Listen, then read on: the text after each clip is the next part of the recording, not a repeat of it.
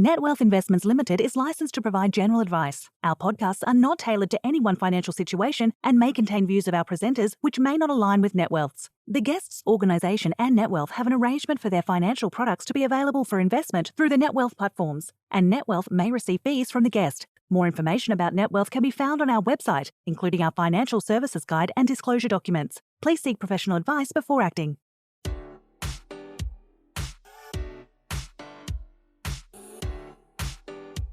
Hi, I'm Matt Heiner, Joint Managing Director of Net Wealth, and welcome to Between Meetings. In this podcast series, I chat to industry professionals and thought leaders on what made their career successful and the opportunities and challenges they see on a wide range of topics as they relate to the delivery of advice and financial services. I hope you enjoy their unique insights.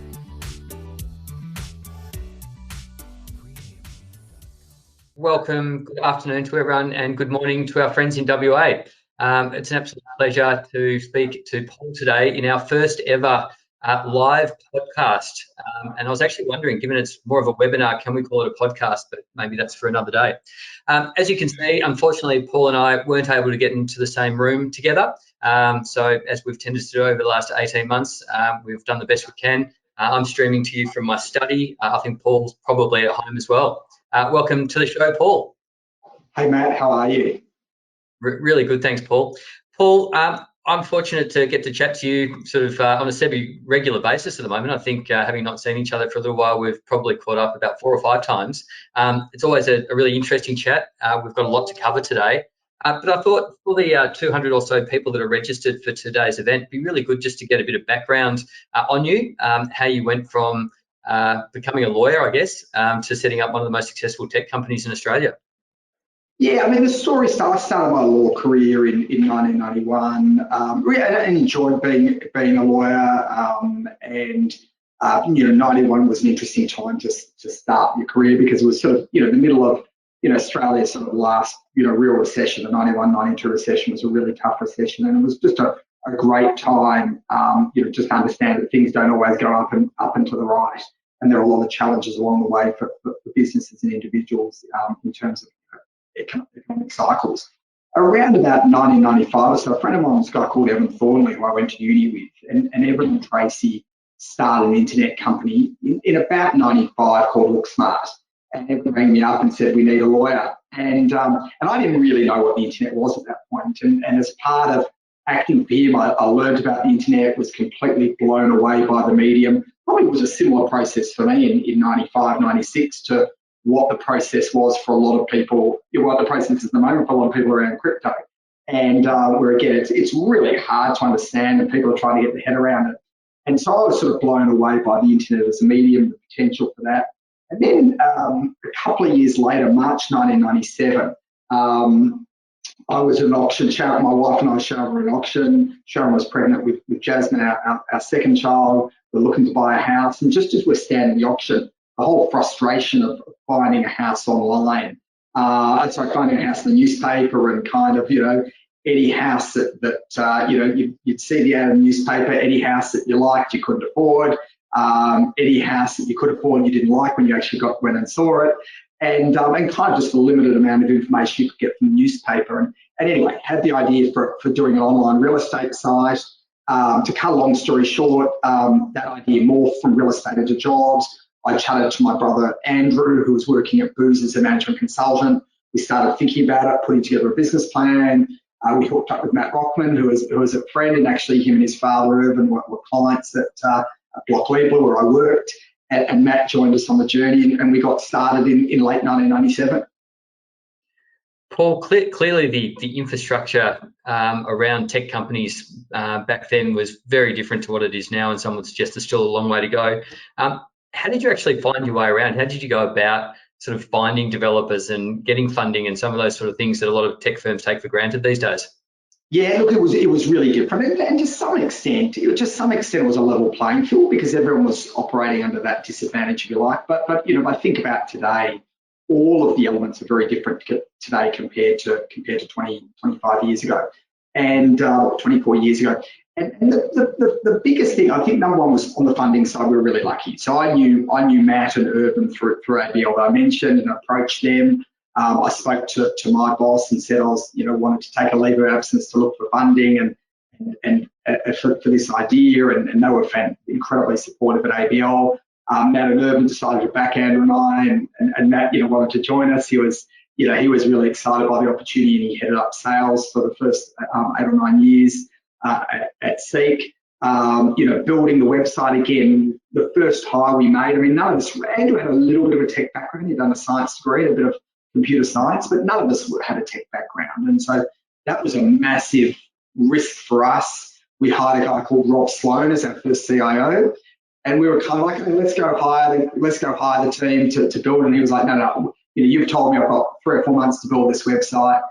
It'll take 3 or 4 months to hire a team. We'll outsource the build, which we did, and then we'll bring the team in house. So we went through that process. So yeah, it was a very different, even things like accepting payments, which now is just a line of code from Stripe, literally a line of code from Stripe. But, payment gateways and accepting payments online and everything that went with that, and obviously making people comfortable with paying you online.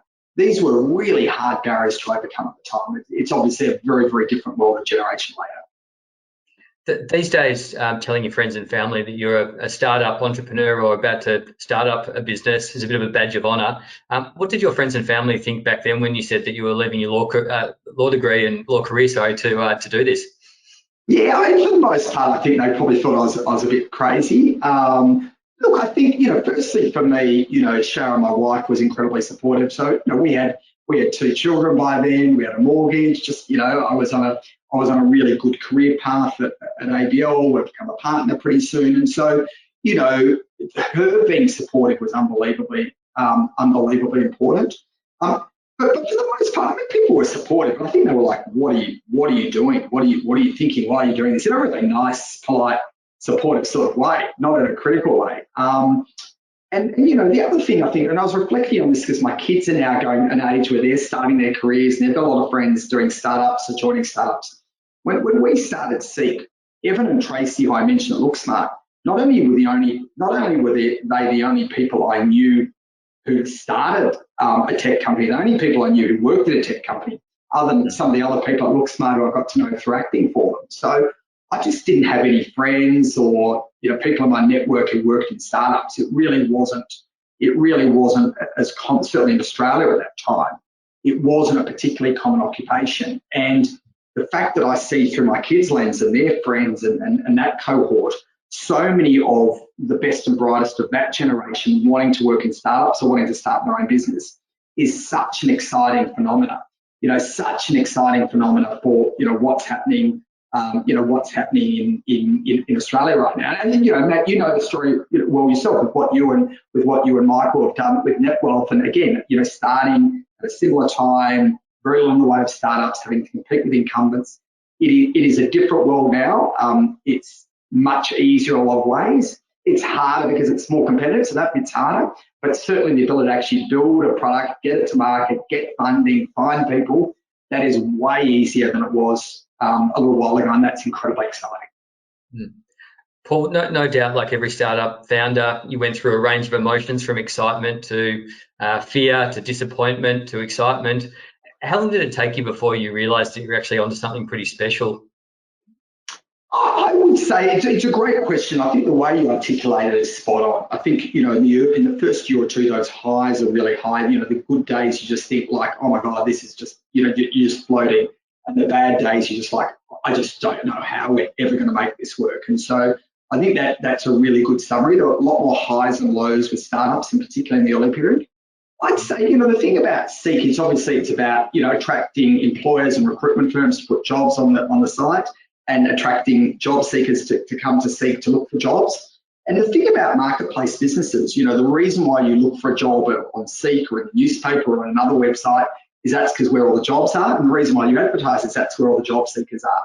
And you've got to solve, with marketplace businesses, you've got to solve this chicken and egg problem initially. It's a really hard problem to solve. And I would say that, and so the first year or so, the growth was really, really fast, but we were adding new advertisers, but then we churned them because they weren't getting results. Job seekers be coming to the site, but then they wouldn't be finding relevant jobs, so they wouldn't be coming back. And I reckon about 15 months in, so this would have been, we launched March 98, this would have been about April, May, June 99, suddenly you could just feel that flywheel effect starting to work. And you're getting that positive feedback loop from our advertisers, from employers, recruitment firms, from job seekers saying this is starting to work. And I think at that point, I don't think we really knew what the end state would look like. But I think at that point we knew we had a viable business. Yeah. And without doing a Melbourne tech history lesson, you mentioned at the start that you were thinking about real estate listings. When did REA start up, and were you looking over the fence thinking, God, I wish we'd done that? Well, REA, I think today is about a $20 billion market cap. So, and interestingly, REA did exist then. They were very early, very nascent in the journey. We came along a bit before car sales. In our category in employment, there were a few other players. Fairfax and News Corp both launched their initial iteration of their online classifieds product. I think it was called Fairfax Market or something like that. I forgot what the news classifieds was the other one, very imaginative name. Look, I think for us, interestingly, the reason we didn't do real estate was primarily because marketplaces work best when there's a high level of fragmentation. And on the supply side in real estate, you've got the big franchise groups, Raymond Horn, Ray White, all of those sort of players. And we were nervous. We were worried about the power of the franchise players. We loved the fact that the employment market was more fragmented. And, real estate.com, you're building a $20 billion business. Clearly, that would have been, if we'd been able to do it successfully, that would have been a great path to go down. I think SEEK's been incredibly successful. So, and when I think you're in a very unique position when you're now assessing startups, and we'll come to Square Peg shortly, but a huge amount of lessons that you would have learned between you and your brother, particularly in those early days, but also as the business became more mature. A couple of questions I have around that. So when it came to competition, suddenly you had some, very big, well-backed businesses coming to try and steal market share. I think it was Monster at the time. Yeah. How did you think about competition at the time? Was it about, we've got an enemy, or were you just focused on doing what you needed to do and we'll worry about them later? Look, I think a bit of both. I think a bit of both. I mean, it's convenient to say, all we did was just 100% focus on what we were doing. And I think we did a pretty good job for the most part of doing that. But you're certainly aware of your competitors, and you become a tiny bit obsessed with them. We had an interesting mix of competitors in the first, say, 5 or 6 years, Matt. It was a mix of other startups, so people going on a similar journey to us. And I think for the most part, they were being less aggressive than we were. And I think we understood one important thing really well, which was that, this was a winner take all or winner take most market, and we wanted to be that player. So we got out of the gate really hard, really fast, raised money, focused on building our job seeker volumes, focused on building our volumes on the advertiser side, etc. So that was one group of competitors. The second was News and Fairfax. And our thesis with News and Fairfax was that, in simple terms, they were fighting us with one hand tied behind their back. There was an $800 million employment advertising market in Australia in print at the time. There was dominated by those two companies, West Australian newspapers as well. They were the three main players. There was, the online employment market. The online part of the employment market was probably $1 million. And so it's a great, when we started, it's a great theory. Oh, look, I'm going to cannibalize my existing business in favor of this new business. But the reality of that's very hard. And so we knew that would be a challenge for them, and it was. And then the third group of competitors was global players, and Monster was the most notable. And again, they had a big advantage in terms of being able to leverage a product development spend across a global business. And so that in theory is an advantage. But frankly, they just didn't execute very well in Australia. I think we were more focused, we executed better, we were hungrier. This for us was about survival. And we were competing against a group of people who were nowhere near as hungry as us. And I think that's an interesting point, particularly when you look at the group of startups that you were competing against, and that mentality of winner takes all. How did that sort of permeate itself into a culture? Was it you and your brother that were really driving that, or how did that become the approach? Because it's a difficult one to actually put in place. I think the thing that was one of the things that was best about SEEK was there's just this incredible sense of ownership among the team, and we had an option plan, and everyone was an owner in a literal sense, but that's not what creators. People really cared, They cared about SEEK. They cared about our job seekers. They cared about our advertisers. They went the extra mile. So we were, it wasn't three owners kind of really focused in a group of people sort of running alongside. It was a group of people who really thought and behaved like owners and really cared and really passionate about the organisation. And so I think that was clearly out. I think our two secret sources were the first point I mentioned, which was that I think we sort of an obvious point, but not all of our competitors got it, which was this was winner take all. And it was and you really need to win, and you get a self-reinforce as you start to get a market leadership. That market leadership in a marketplace business becomes self-reinforcing. And secondly, that our source of competitive advantage was just a group of people who were just amazing group of people, very dedicated, really passionate about what they did, and this was an important part of their life. And as the business got bigger, did you find that you have to adapt your management styles a lot because the business was more mature, there was a lot more people? How did you actually amend or change your approach? Yeah, look, it's a journey. I mean, number one, you've got to remember, I started SEEK as a 29-year-old. I've never, I really enjoyed my career as a lawyer, but I wasn't running a business. I wasn't managing people. I was probably managing transactions, but I wasn't managing people in a line management sense without reporting to me, where I was responsible for development, all those sort of things. So I was learning on the job. My style is pretty hands-on. Andrew's style was much more sort of really strategic, really outstanding at thinking, long term. And so I think that was very complementary. Matt did a fantastic job on the sales side and leading our efforts there.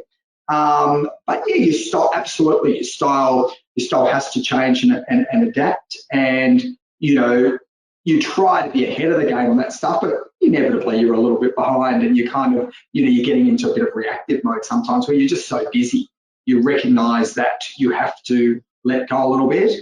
And also when you hire amazing, talented, people, they kind of want the autonomy and room to do their own thing. And so it sort of happens naturally, but I'd never done it before. So you sort of learn on the job. And there weren't a lot of obvious mentors for me to talk to. There weren't podcasts we could listen to. Again, this isn't about saying, it was really hard. Everyone was in the same boat. But it was a very, very nascent, as you know, it was a very, very nascent environment in Australia. And you basically learn through first principles. Fantastic. Paul, ultimately you decided to leave SEEK and to set up SquarePeg, as well as taking on a role as the AFL Commissioner. How did that decision come about, and what was it that sort of inspired you to start up the next business? Yeah, I mean, there were two separate decisions, Matt, and so I was really conscious of that. I was lucky. Not everyone has the good fortune that they can leave their job and then spend some time thinking about what they're going to do next. And I consciously, over a year or two period, I had 14 years at SEEK, from a career perspective, just an extraordinary experience, amazing building that with the team, with Andrew and Matt and the team, and we just had a lot of fun, and it just felt like time. It felt like time for me. I'm a big believer in change. I had the perspective that I would prefer to look back and say, maybe I've left a year or too early, rather than looking back and saying maybe I've left a year or two too late. I remember as I started thinking about it, I'd be like, what will I do next? And I actually stopped myself from having that thought process. I was like, actually there's two separate questions here. One is, am I as passionate about the role, as I'm passionate about the job as I have been the last 14 years? And if I couldn't answer that honestly, then it was time for a change. And we had, a mate, I knew that Andrew would do an incredible job continuing to run and lead the business. There was an incredible team around him. And so there's a lot of confidence there that the business is going to thrive and probably do a whole lot better, without me. So that makes that a lot easier. But also then sat down, I took a 6-month break, and sat down and thought about what's next. There was a conversation with some friends and colleagues, Justin and Barry and Tony, I think Matt, some or all of them. And we started chatting. It sort of came about. And, I think where all those things that we talked about, the lack of an ecosystem in the Australian technology industry, not enough amazing founders, number one. Number two, not much in the way of capital for those founders, not much in the way of mentors. And we just thought for the future of the Australian economy, this country needs to produce some amazing companies that grow into the really, really important, companies of tomorrow. Because we know that a lot of our existing incumbent large companies and small businesses are going to be disrupted. And if we're going to be able to produce enough high-paying, productive, rewarding jobs in this country, for Australia to continue to be a really prosperous country, we need to produce just incredible companies, and companies like Atlassian and Canva and Afterpay, and I put Netwealth in that bucket, and just brilliant technology companies. And we thought we could play a role in terms of helping the next generation of founders, and that's been a really rewarding experience over the last 9 years. Fantastic. We'll come back to the VC market in a moment, and a question I'm sure you get asked all the time is, financially, you didn't have to start square peg. You could have sailed off into the sunset. What was it that motivated you to take this on and the next big challenge? I think number one, I personally get a lot of, from career and from work, I get a lot of, I think a big part of the sense of purpose that for me comes from that. So I love working. I can't imagine a scenario, where I don't work. So that's number one. Love what I do. Feel very, very lucky. So part of it was just finding something that I thought I would enjoy, be rewarding, where I could leverage some of my existing skills, learn new skills, work with people that I really liked working with. And so there were a lot of elements in that. And then the other element was that point about feeling that we could give something back and we could contribute. And then, we're not a not-for-profit, we're a for-profit business, but we are, but through use of our own capital and our investors' capital, backing amazing founders who in turn will build incredible businesses. They will create value for their shareholders, including us. Out of those successful businesses will be individuals who say, hey, I learned a lot at wherever, I learned a lot at Canva, I learned a lot at Air Wallets, I'm going to go and start my own company. You get this really powerful self-perpetuating effect. And we wanted Australia to build a strong technology ecosystem in the way that, the Israeli market, for example, has. And I think we've played a really small role in that. I certainly don't want to overstate our role, but we're really, really excited to have played a role in that and feel very passionate about it. You mentioned some huge names, so obviously everyone's familiar with Atlassian and Canva these days. What is the state of play in Australia, though? Where do you think we are on the global scale, and what's missing? Look, I think it's a great question, and there's a glass half full perspective and a glass half empty perspective. The glass half full perspective, I think, is much more valid and it's much more exciting, but I think is much more is much closer to market. The glass half full perspective is we're producing much more startups than we were 5 or 10 or 15 years ago, number one. Number two, there was a lot more capital for those founders. Number three, there's some amazing talent to join those businesses, young, raw talent, as well as people have come out of that previous, the SEEKs, the Atlassians, the Canvas, that have come out of sort of, more established businesses, the car sales, all of those companies. So we've got a lot of the elements in place.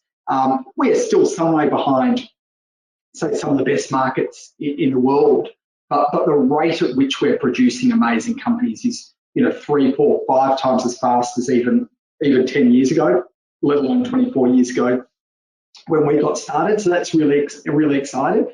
And I think the ambition of those founders is quite a lot greater as well. They're really hungry, really, really ambitious founders, and that's super exciting. And Atlassian is $100 billion, I think maybe $120 billion, $120 billion US dollar market cap. If it was listed on the ASX, it would probably be the number 3 or 4 business in Australia, and that's remarkable. This is a business started, I think Scott and Mike started 18 years ago.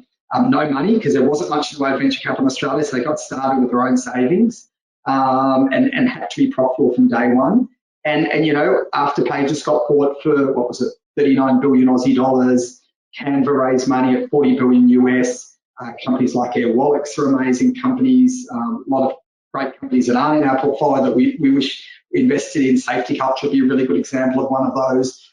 It's just a really, really exciting. There's a long way to go, but it feels like we've got that. Feels like that we're in motion. We've got that sort of that flywheel effect I talked about before. It feels like that's really, really operating, which is amazing. Before we bring you the second part of this chat, a little bit about who we are. Celebrating over 20 years, Netwealth is an ASX-listed company that has been rated number 1 for overall user satisfaction by Investment Trends for 8 consecutive years in their Planner Technology Report. As the financial advice landscape changes, it's important to embrace new technology to enhance the way you run your business. With change comes your chance to innovate, explore new perspectives, and realise new efficiencies. NetWealth is here to support you on this journey by providing you market-leading technology, excellent customer support, and expertise to help your business thrive. Contact us today or visit the NetWealth website to learn more and get the PDS, which should be read before making a decision to purchase a NetWealth product. Products issued by NetWealth Investments Limited. But when you think about the tech ecosystem, funding's always very much important at the start to get things going, and thanks to Square Peg and others, that seems to have been solved to a large extent. From where I sit, the next big challenge, and you've mentioned some great examples, but talent seems to be the next really sort of big issue that we have to solve. We just don't have people coming into Australia, and the talent that we have is going offshore. How do we solve that, or how do we make Melbourne, Australia, Sydney sort of as desirable as Israel or Silicon Valley? Look, it's a great question, and then there's a specific point in time aspect to the question, Matt, because COVID has obviously, been very hard because our borders have been shut now for the best part of 2 years, and so as a country, and it's not just about the politicians; it's about everyone. We really, really need to open this country back up. We really need to market ourselves as an attractive destination. We need to bring in some great talent from overseas. We need to develop our local talent. Those two things aren't in competition with each other at all because, firstly, sometimes people say, oh, look, why would you hire talent from overseas? Why would you favour overseas talent over local talent? The answer is you never would. I mean, it's so much easier. If you're a company in Sydney, it's so much easier to hire someone who lives around the corner, lives down the road, than to hire someone from overseas and sponsor them and go through the whole process and the complexity. But sometimes it just isn't enough people for the roles. And at the moment, that's certainly the case in core technology roles, software engineering roles, AI and data roles, product management roles. I'm sure you see that in your own business. And so we need to develop our talent as quickly as we can. We need to bring in people from overseas. That experienced talent comes from overseas, helps develop the younger local talent, which is super exciting. And so all of this stuff is, it is a high-class problem at the moment. The single biggest challenge is lack of talent. That's a really good problem. It's a high-class problem that companies like Canva and Airwallex, in Canva in Sydney, Airwallex more in Melbourne, Atlassian in Sydney, are soaking up a lot of the talent. That is a good problem. That's a problem of success. And those companies shouldn't be apologetic at all for the fact that they're growing fast and hiring lots of people. But it just really underscores the fact we need to bring in more and more great people and develop local talent. Paul, you also just touched on some interesting new technologies and buzzwords that we've all heard, particularly over the last couple of years. Crypto is something that's back in the press. CBA has announced that they're going to offer a wallet. What's your view on crypto? Where's it going? I think it's the most exciting thing, and I've been on a journey the last 5 or 6 years, and my enthusiasm continues to increase, but it's really complicated. I'd say it's the most complicated thing I've had to get my head around. In a technology sense, it's remarkably complex. It is changing unbelievably fast. There is a ridiculous amount of hype attaching to the market, and at some point, we'll go through some sort of a crypto winter, and then we'll emerge out of that with a crypto spring. That is inevitable. But I think what we're seeing now is crypto 2 or 3 years ago was about Bitcoin, and Bitcoin is sort of digital gold, and it's kind of interesting. And I've never owned gold, so it's not something that's kind of intuitive for me. But you can understand the attraction of Bitcoin. But it is essentially an asset class. It has relatively little application beyond that. And then what we've seen in the last few years with Ethereum's now been around for several years, but Vitalik Buterin, who's the founder of or essentially the key person behind Ethereum, the process for him to build Ethereum came out of trying to build things on top of, as a really young kid, a teenager, to try to build things on top of Bitcoin and realize the limitations of Bitcoin. So he built Ethereum as much more, not just as a digital currency, but much more of a platform that you can build on top of. There's further innovations of that with projects such as Solana, which have had enormous impact. We're seeing a lot in what's called DeFi or decentralized finance. And that's essentially what Ethereum introduced to the world is essentially smart contracts, which are contracts that are embedded in software code, where effectively it doesn't require lawyers and it doesn't require people to sort of, sign consents and agree to things. Certain things happen automatically upon events occurring. And that's allowed a whole lot of interesting stuff in terms of exchanging assets and lending on-chain, on different blockchains in a completely automated way, an incredibly scalable way.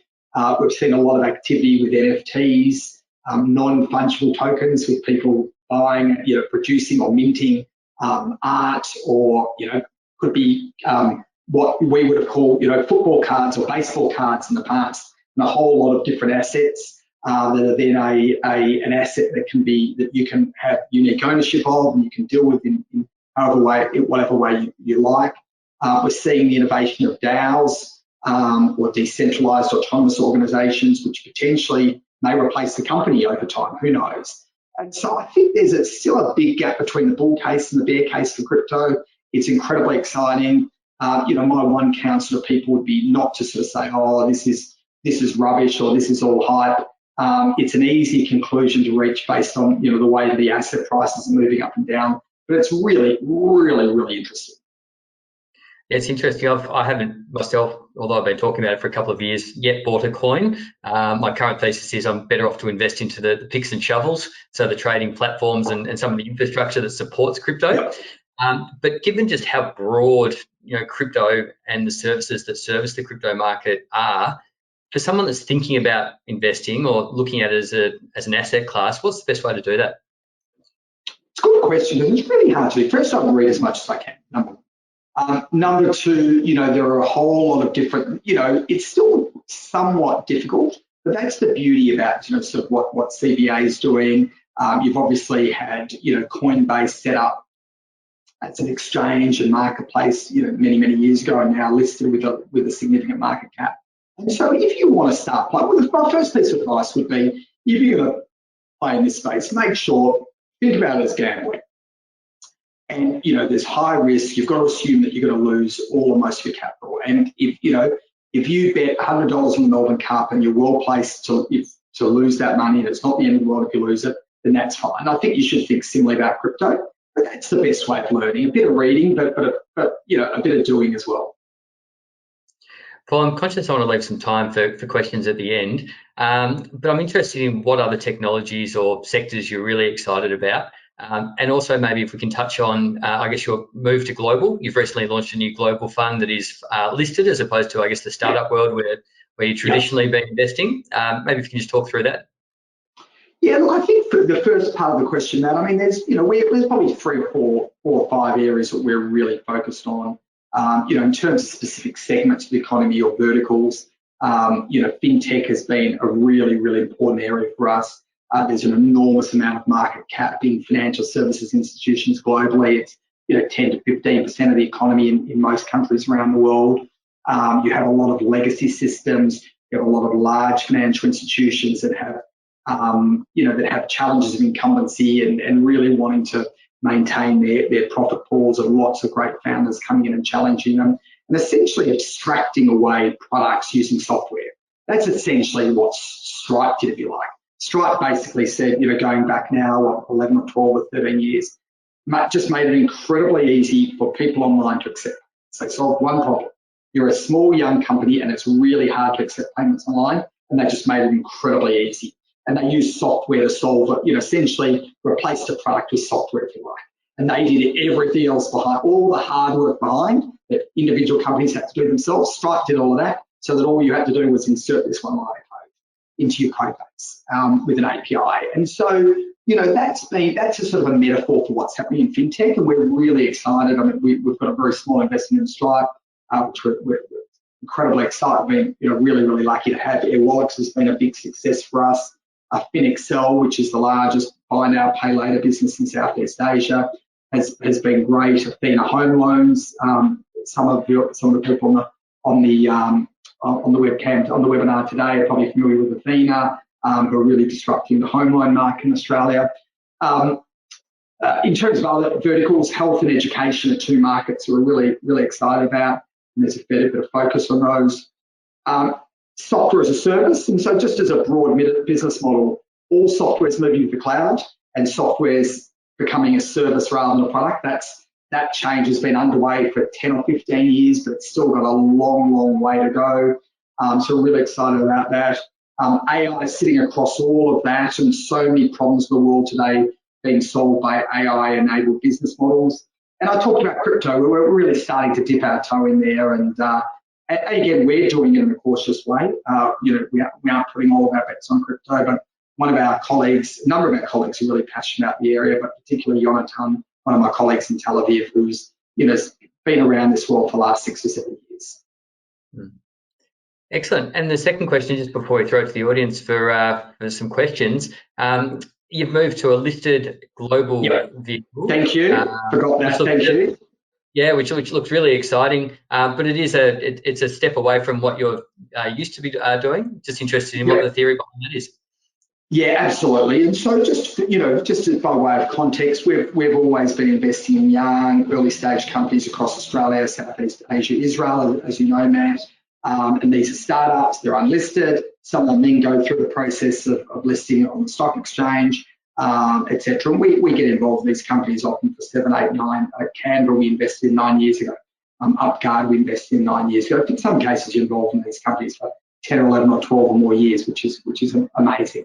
This new strategy is basically saying we think we bring a DNA and IP around really understanding founder-led businesses. We bring a strong IP around understanding disruptive technology. There's a lot of great young, and this is a global strategy, as you said, not just focused on the markets that we've been focused on the venture strategy.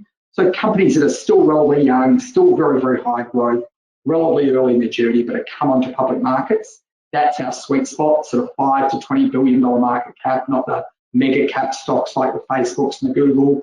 We think we bring a unique perspective. We think we bring a really, really unique perspective, as I said, around understanding disruptive technology and founder-led businesses. And Ben Hensman, who's been with our team for 5 years, he was with Fidelity before that. And again, for us, it wasn't about bringing someone from outside. It was about someone from the team who had that really great pedigree of listed markets, but also understanding disruptive technology, who's fully immersed in the business, from a values and culture and relationship perspective. And we are literally, I think we'll be making our first trades in the next few days. We just launched that at the beginning of this month, so just a week ago.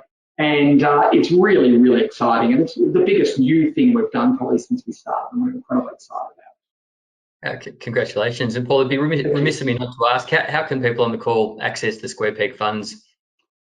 Yeah, so, we are, getting probably the best person to get in contact with is my colleague, Leila Lee, in relation to both the listed fund, the Global Tech Fund, and also our venture funds. Our products are only available to sophisticated investors.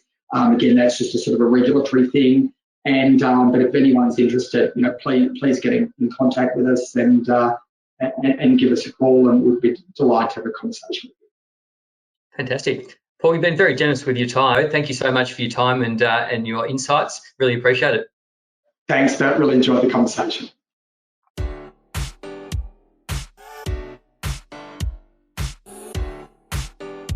Thanks for listening to this episode of Between Meetings. For more episodes and to subscribe to our series, visit the NetWealth website, iTunes, Spotify, or your favourite listening service. And if you want to contact me or engage or discuss any of the topics raised, please find me on LinkedIn or Twitter or send me a private message. We hope you can tune into the next episode.